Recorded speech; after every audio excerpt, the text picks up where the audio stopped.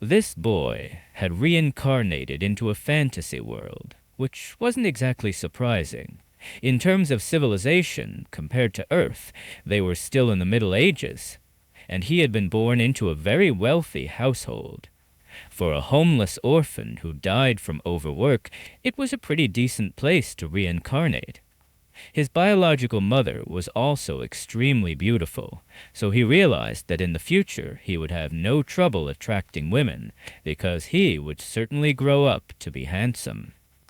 At 3 years old, he saw the world outside his window for the first time. He looked over the entire city, thinking it truly was something from another world. It was incredibly large, even considering the fact that he was still a child. But his adventure ended quickly, as the maid rushed to fetch him, very worried. He discovered that he was the son of Duke Dragonia, of the kingdom of Lionheart. At 8 years old, he began learning swordsmanship as a future knight of the kingdom, and he became very excited about this whole business of swords and aura. His master was a holy knight dismissed from the palace, the sacred knight Sir Gotik. But at 14, he realized this was basically child labor, because he was carrying an enormous boulder. A holy knight really was a monster in human skin. It was extremely difficult to qualify as one, and Gotik forced him to try to become one. On top of that, he needed to complete various missions to train, earn honor, gain experience as a knight, be chosen by the Holy Grail, and drink holy water. Furthermore, as a son of Dragonia, he also needed to learn everything about becoming a Grand Duke. But even then, Gotik still beat him in every training session. In other words, he had to learn to be the successor of the Grand Duke and train to become a holy knight. He prayed to any god that existed in that world to save him. At 16, he began wandering the world to be recognized by the goddess. You achieved that by accumulating fame and performing good deeds. Eventually, the goddess would come to you. He thought it was ridiculous at first, but during his journey he encountered a camp being invaded by an army of orcs. This was one of the countless opportunities he had to use his sword. He swung it, splitting orcs in half, and he did it over and over again, because the kingdom had far too many enemies. At 20 years old, he finally met the goddess. People had not lied to him, and the goddess granted him a mission to prove his honor and faith. After working like a slave for many years, he became a holy knight. After that, he attacked orcs, tore goblins to pieces, and destroyed the demonic cult. He became a war knight with the authority to rally other knights. He massacred 700,000 orcs, killing all of them, even the families of the orc warriors. He felt good slaying all those green bastards. At 35, he witnessed the death of Arjun Lionheart, his majesty. The king died while fighting an archdemon summoned by the empire. Orcs and goblins were already enough of a headache, but now demons were running around as well.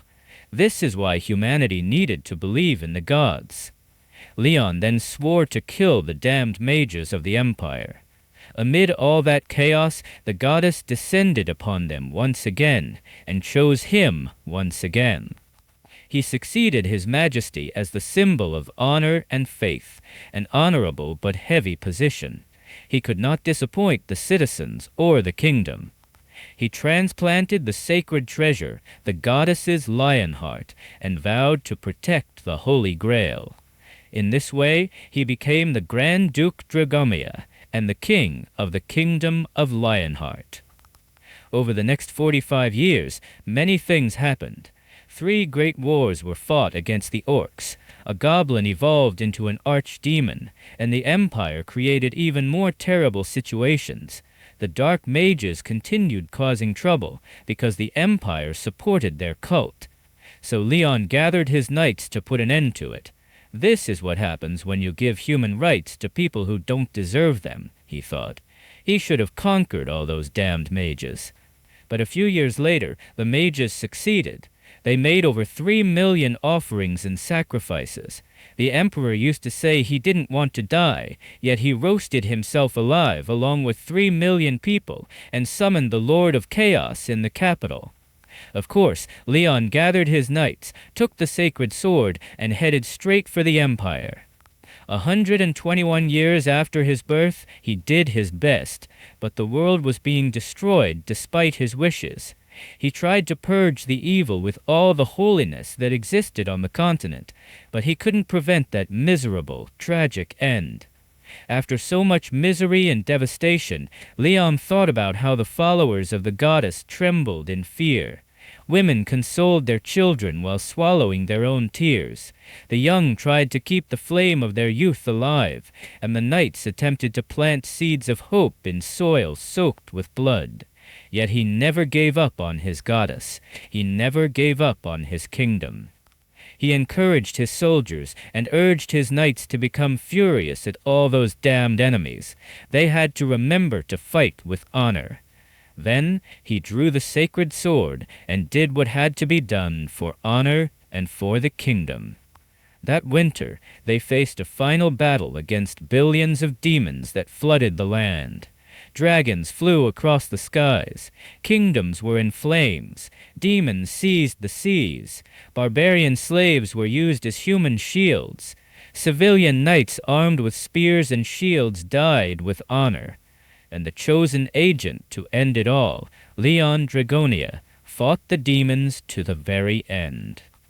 He tore countless demon lords to pieces, showing those wretches the power of a holy knight. 27 years after his birth, the winter had not ended. 234 years after his birth, no, 256 years after his birth, he destroyed the last remaining demonic portal. There was no place left for them to escape, and he continued standing alone, killing every demon he could find. He was not trapped in hell. Those damned creatures were trapped with him. 300 years after his birth, he was still fighting. He continued killing archdemons with a single blow. He continued inspiring people to keep standing. When people were finally able to rescue him, he introduced himself as the King of Lionheart, the Knight of Knights, the agent who carried the will of the goddess, Leon Dragonia. It was in his 300th year of life that he encountered Earthlings for the first time, and only then did the Night King return. It was explained that a portal had opened in the middle of, well, it's always a portal, right? The portal's rank was an unidentifiable black. The Korean Hunters Association and the World Association requested that major guilds join the attack, but their requests were denied because the difficulty of the portal was unknown. In the end, the government ordered the Korean Association to enter first, which was basically a death order. But when they arrived, they saw a naked man who had slaughtered all the demons. Later, Manhwa, the first person who found him, was drinking a cup of coffee, completely exhausted. Her partner, Kim Jin-soo, also from the Korean Hunters Association, was with her. Manhwa said that nobody believed her, and Jin-soo replied that it was to be expected. It was a black rank portal, and even an archdemon had been inside. Returning alive without help from other guilds was a miracle. Finishing the entire raid thanks to a single man, nobody would believe that. And there he was, that single man, being interrogated. Leon Dragonia Lionheart. John said that this guy was a survivor from another world. There had been cases of people who managed to survive in the realm of a portal. It was explained that the portals appearing across the world for the past 30 years had similarities. They always led to a world on the verge of destruction or already destroyed. Sometimes survivors managed to reach Earth while retaining the unbelievable strength they had gained in the demonic realm. Because of this, governments did their best to accommodate these survivors, creating plans to recruit them. Rai said that they needed this man. He was incredibly strong. Zhu said he completely agreed. Even a rank A hunter had to risk their life when fighting a high-rank demon. Leon had killed an archdemon with a single strike, a monster that even the most skilled hunters feared. Not only did he kill it, he made it tremble in terror. He completely shredded the creature. It didn't even have a chance. But what worries me now is the cultural difference, Zhu added, since he's technically a king. Aya said she thought it would be fine. The moment she heard his voice, she knew he was a kind and good person. But Leon then called the bald interrogator a damned insect, and his roar alone shattered the glass of the interrogation room, glass that could even stop monsters from escaping. He demanded to know how the man dared tarnish the glorious name of Lionheart. Jinsu asked if she still believed he was a good person. Dai said it must just be cultural shock, nothing more. Then the whole situation was explained. Leon found everything extremely strange, but he considered it a blessing. He had been an orphan who worked himself to death at age 20. After that, he reincarnated into another world and became a night king. After conquering the demon world, he hunted demons for 200 years. It had been 300 years in total. And yet, he remembered. He remembered the planet Earth. He had been from here. But even so, it would not benefit him to reveal that he used to be an Earthling. He would hide that fact. A 300-year-old Night King sounded far better than a guy who died of exhaustion at 20. So he ordered the bald man to address him as Your Majesty, Commoner. The bald man agreed at once. Of course, Your Majesty. Leon thought it was good that the man played along. He also thought that the government was probably being cautious about how to approach survivors like him. A staff member from the association said that their world had made contact with His Majesty's realm and asked whether he had killed all those demons, correct? Leon said yes, and asked if he had already forgotten he had slain every evil species to protect the honor of the knights. Then he added that if the bald man pleased him, he would consider granting him the privilege of registering this glorious incident as his temporary secretary. And the bald man thought that this was a huge case of cultural dissonance. Leon then asked whether they had no etiquette rules for dealing with royalty here. In other words, he was hungry, so the bald man desperately asked for food. But Leon asked to be told about this world first. Yes, he was originally from Earth, but he needed to know what had happened while he was gone. The staff member explained that the nightmare had begun suddenly, 30 years earlier. Portals started opening all over the world and monsters and demons came out of them. Since then, they had been in a constant state of emergency. After many losses, they realized that every portal had a theme and a mission to complete. And when a portal was ignored for too long, a dungeon break occurred, allowing monsters to invade Earth. Just as he finished explaining, the door opened and Leon finally received his food. But Leon was still thinking about everything. It was strange. Demons had invaded his world like mold spreading across the ceiling after rain. But this place had portals with specific themes and missions. It was unusual, as if it were meant to train humans through trials. When the employee arrived with the food, Leon was shocked by what he saw. It was bone broth boiled for hours, seasoned with salt, black pepper, and a few crunchy garnishes. Back when he was a worker on Earth, this dish had been food for his soul. People are cursed to prefer the foods they know over new ones. He forced himself not to drool and said no, even though he truly loved that dish. The bald man explained that the dish was called soleongtang, and that it was known as the soul food of commoners. And Leon demanded to know how the man dared stain the name of the dragons, how he dared serve a commoner's dish to a noble. He was royalty from another world, representative of the goddess, guardian of the Holy Grail, wielder of the sacred blade and spear that defeated Marlos, the Lord of Chaos, and the 23 archdemons, the arch-enemy of all demons, and this is what they served him. Indeed, even though he had once been one of those poor workers in Korea, an earthling, in his heart, he was still a king. Later, after refusing delicious Korean fried chicken and other typical dishes, he was happily eating a steak and drinking a 1993 red wine. Jinsu said it was now Han's turn, but she asked why it had to be her. Jinsu explained that Leon had praised her for being brave, so at least he wouldn't kick her out of the room. When Han entered, she immediately apologized for interrupting his meal. Leon asked if she was the swordswoman from earlier, and told her to sit. She gave a thumbs up to the cameras. She asked if the meat was to his liking. Leon said yes. He could feel the chef's sincerity and delicacy in the dish. And besides, the reason he had been strict earlier was not because the food was simple, but because their attitude towards a king. When greeting royalty from a foreign nation, they should be treated as such. He asked whether this wasn't related to the status of their nation. Han apologized repeatedly and respected his viewpoint, admitting her lack of knowledge. Lian said he had heard a little about this world and about demons. He asked whether those wicked creatures appeared here as well. At this moment, Han had only one mission: convince him to join the Hunters Association. At the very least, they needed him to join their country. Han said that if His Majesty allowed it, the government of South Korea would take care of him from now on. The motive behind the intelligence war of the 21st century was the search for survivors. Simple as that.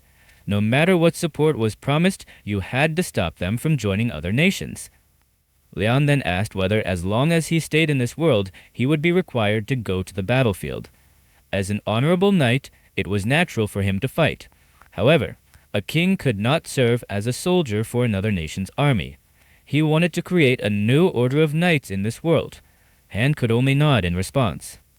Later, she asked her colleague what their superiors had said. Jinsu replied that they were to provide every support possible. It was a relief he had not gone to another country yet. Han complained that it was absurd that an association tied to the government had to bow to this guy, all because those major guilds kept flaunting their money. But at that moment, a red alert sounded. A dungeon break on the Ronin Plains. Jinsu said this was terrible. If a dungeon break occurred in a farming area, the demonic energy would paralyze food production. But Ahan asked if that wasn't the territory of the Phoenix Guild and of the S-rank hunter Li Yangwan. Wasn't he capable of handling an orange-level portal? Jinsu explained that those fools had a different plan, and they needed to stop them quickly. Lian had easily heard everything through the door. He realized they were in trouble. He understood that if a dungeon break occurred, the soil would be infected and crops wouldn't grow. So he summoned a bit of his divine power to... He was trying to get in touch with an old friend. Meanwhile, inside that orange portal, the people from the Phoenix Guild were really there, along with their guild master, Leung An. He asked, well, isn't this the general manager Kim Jin-soo and the rookie Ahan Jin? Jinsu thought that this bastard must have let Dangel collapse on purpose. They did it just because their request had been denied by the Phoenix Guild. They keep asking for a tax exemption on the profits from the portals. But they already make a lot of money and still want an exemption worth 1 trillion?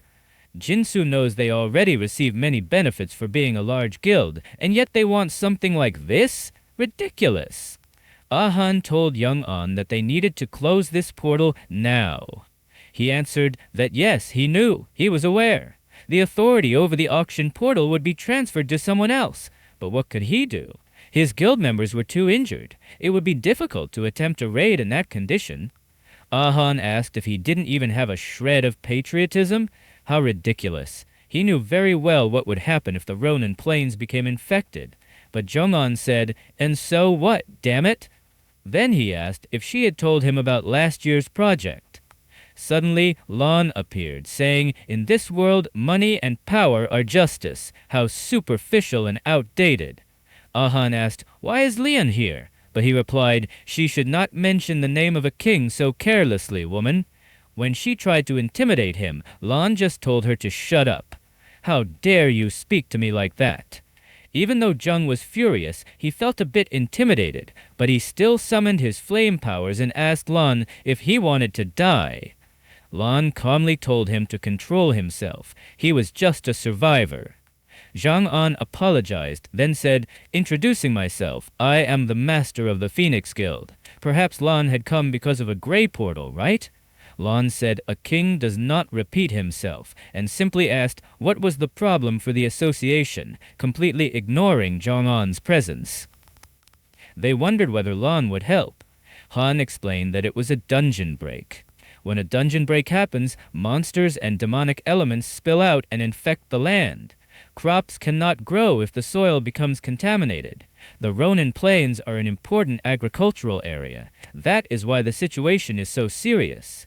Lian asked, what is the solution? Han said it was to purify the contamination and clear the dungeon as quickly as possible. He answered that he understood perfectly and told them to summon their army. Tomorrow, when the time limit for these insignificant beings' attack ends, this king would act personally. But before that, the king of a foreign nation could not simply perform military actions on someone else's territory at will. First, he needed permission from that nation's king. There are rules and proper procedures for everything, he said. Then he told them to hurry and send that message to their king. Jong-un thought that this guy was even worse than he was. In the end, they truly sent the message to Korea's president. Later, Han had prepared what Lian requested, but asked what did he want with that doll. Lian said their precious land was contaminated. They needed to purify it. Ram asked, what does a straw doll have to do with that? Lian had asked for two things: a straw doll, and that the people making the doll must be women who had given birth. He asked to see all the dolls. That is how the doll-making competition began. When he picked up the first one, he said it was impossible to even imagine calling that strange metaphysical shape a doll. He destroyed it. Failure. The next one looked like a chicken. What a disgrace. Another was terrible, huge-headed. After many dolls, the one that caught Lian's attention was the 89th woman, an elderly lady who had been married for a long time. She had made a beautiful, wonderful doll. Lian asked how many children she had given birth to. She said she had 12. Lon said, this is the true origin of life, a real patriot. Then he kissed the lady's hand like a true knight, praising this noble woman. After receiving the perfect doll made by the old lady, he placed it on an altar surrounded by candles, saying the conditions had been met. Then, from a kind of subspace in his inventory, he took out a chalice and began to pray to the mother of this fertile land. He offered the doll as a sacrifice, and the chalice filled with water on its own. The sun rose before them. The red light coloring the clouds awaited a new day. But the sunrise today would have a special beginning for this world. The water flowed magically into the doll, and a voice emerged from it, greeting Lionheart, her child. Lon greeted the great Mother Earth. He had summoned Demera, goddess of life and fertility, who had now possessed the doll's body. She said it had been a long time since she had seen him. She could clearly sense that this world was being invaded by evil as well, and that the land was contaminated. Lian confirmed it. There are evil beings in this land too. The problem is that no divinity exists here, so he feared these inferior, vulgar pigs might defile her sight. Demera said that ignorance and greed cannot always be judged as sins. They are natural traits of a mortal. Lian began explaining that it's not difficult to blend in among swordsmen, but the authority of a conqueror is divine. He would ensure that duty and authority could be equal here. He would teach the ignorant and guide them on the right path until a new pantheon arrived in this land. Demera asked if he had one more request to make. They were ready for it. Then the image of Demera herself appeared above him with beautiful wings. Lian said the free citizens of this land were suffering because of an evil energy, and he earnestly requested that she recover and purify the land. Demera said that he was the leader of her temple, her champion. The land of that world was not her body, but she could sow her divinity into it. Then everything that walked upon that land would become his ally. When her drop of light and life fell onto the ground, a beam of light revived all the surrounding plants. Leon told them to watch and learn, ignorant ones. This was a world blessed by a deity. The wheat was reborn, more golden than ever. Naturally, everyone was completely shocked. Leon said that this fertile land was proof of an eternal promise. Zhong-wan, who was furious, told them not to be fooled. Plants created by magic were poisonous. Everyone knew that. Leon said it wasn't magic, it was divinity. Then he asked how Zhang dared judge it as poisonous. When Zhang mentioned that stupid straw doll, Lon said he had only lost his ignorance once and told him not to stain the goddess with his filthy tongue. Zhang felt intimidated and realized that his plans were being ruined because of this man. But he wouldn't allow it. He was about to expose Leon's blatant lies. Yang said they still needed proof and hoped Leon would cooperate for the sake of the people who would eat this food. He said he would bring an evaluator from his own guild. When the evaluator used his system magic, he realized it was rice. I confused it for wheat before, but Danis did too. I'm not obligated to know. The evaluator saw that it was blessed rice of rare rank. Even third-degree illnesses could be cured by it. Then he said that all this rice was legendary. It healed diseases, even cancer. Ginu immediately told them to bring a pot. When he tasted the rice, the system said he received increased energy recovery and increased mana recovery for 8 hours. Jinsu wondered how mere rice could be equivalent to a booster worth 3 million per bottle. Han said this was explosive information. After swallowing the rice, she said she was so curious that she ate a bug that was in it, and she received a buff for eating the insect. Jinsu wondered whether the blessing was truly spread across all the land. Everyone received free buffs. All living beings were blessed as well, so people ran around eating bugs. The association's motivation skyrocketed.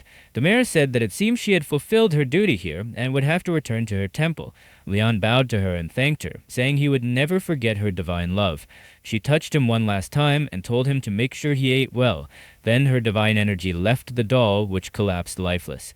Leon asked Han if there were no gods in this world. A proper world and a proper life were made with divine power. It would be better for these earthlings to keep that in mind. Now that the soldiers were full, they could enter the portal. One of the Phoenix Guild members asked their master if everything would be all right. At this rate, their plan would fall apart. Zhang wondered where this bastard came from. If it weren't for him, the government would have no choice but to accept his request. Then he realized he could kill Leon inside the portal. He said that somehow the portal had already been attacked, and only one ranker was there, Han. He was sure that the blonde bastard was just a support who cast blessings. They would definitely die inside, because the portal housed a terrible monster that couldn't be defeated by normal means. At that moment, the dungeon break occurred. All living beings inside the portal now had a time limit, and the Knight Commander Dullahan was advancing with his army. They had 3 hours to defeat him. Everyone felt immense pressure weighing on their bodies. Jinsu said that damn Zhang should have warned us if something like this was inside. Dullahan advanced with his army of skeletons. There were a lot of skeletons. Among them were 30 archers and 2 mages. The archers tried to shoot at them. The front line was defending with their shields, but you noticed that these skeletons were far stronger than they had expected. Orange-ranked portals were really different. Still, they managed to handle the situation, at least when it came to the regular skeleton soldiers. The real problem were the skeletal mages, who finished their spell and fired. Luckily, their expensive equipment managed to withstand the magical blast. But the real trouble was that Dullahan himself was standing right next to them. The first one to get hit was Jinsu, who was thrown back even while blocking with his shield. One of the mages asked if they should call for reinforcements. Ram thought they didn't have time. They needed to save them now. The front line was collapsing, so she begged His Majesty for help. Please. But Leon said that a king would never join such a small fight. They needed to find a way to build their own honor. He couldn't believe she had asked him to help fight rotten bones. How rude of her to ask that. Han fell into despair, and the mage asked what they should do now. She thought they had no time to waste, since Lon had no intention of helping. Apparently, the only thing he was interested in was Dullahan himself, so she said that she would deal with Dullahan on her own. The others would help Jinsu. Using her speed and stepping on skeletons' heads, she rushed toward Dullahan, close enough to strike, but he blocked with his huge two-handed sword. Before she could react, Dullahan, still holding his head, threw it toward Han to block her vision. She took a punch so strong that even while blocking with her sword, it shattered her guard. She had to use her abilities, creating a huge explosion with a fire sphere. She was ready to finish the boss with her next attack, but he moved his head out of the way and blocked just with the back of his sword. That was enough to create such an opening that she was about to be decapitated until someone interrupted the fight, saying it was impressive. An exotic skill that used only one hand. Surely he must have been a noble knight once. Leon apologized to Dullahan. He thought a great knight like him was just a mindless undead. Then he told the unknown knight that he, the king of Lionheart, would grant him the right to challenge him. There was no need for more deaths. He would end this battle with a noble duel between 2 knights. Everyone was shocked, even the skeletons. They thought there was no way this would work. The boss would never accept a duel. But Dullahan nodded. It actually worked. He accepted the challenge.